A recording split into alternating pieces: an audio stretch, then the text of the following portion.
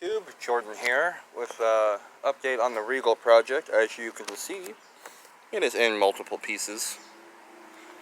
I am doing the body mounts and pretty much restoring the frame.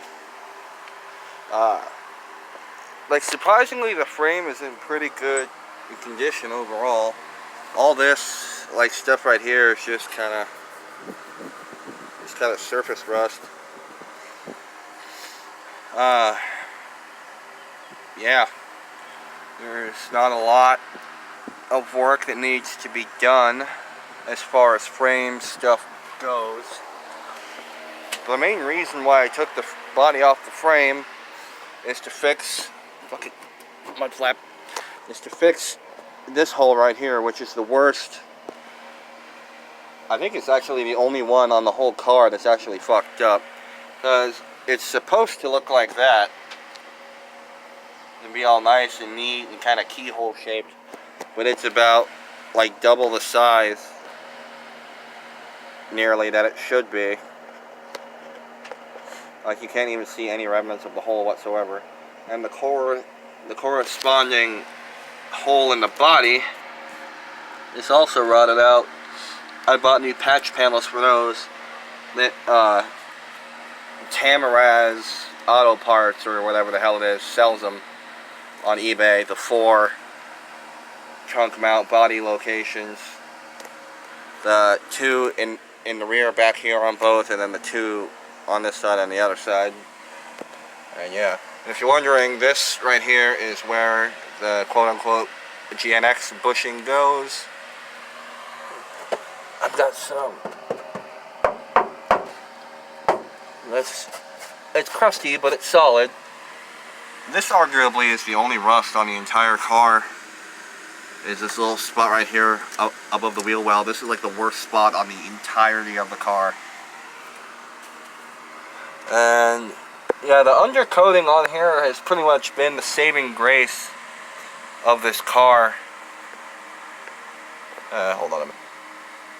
I was gonna turn the flash on, but that would shut the video off. But yeah, there you go. The undercoating pretty much has been the saving grace of this car. I don't care what anybody says. I don't care if people say, oh, undercoating traps rust. Undercoating will make your car rust faster. This thing is 35 years old. It's been in Iowa its entire life. It was assembled in Michigan and delivered straight to its first owner in Oskaloosa, Iowa in 1985. And this is the worst thing on the car. Undercoating works. It just works. That's why it exists. That's why cars nowadays are still undercoated. It just works. Also, pretty much another reason why I took the body off the frame is this body bolt snapped, and you can just use a hole saw. I used a 2.5-inch hole saw kit I bought from fucking Lowe's. It's a Lennox brand. It's pretty good. Just 1, 2, and then 3. And this one actually wasn't busted through. This is the only one of the back 4 that came out. But all of the other body bushing bolts came out, and they're in pretty damn nice shape. If I was in a pinch or didn't have new body bolts, I would actually not hesitate to reuse these at all.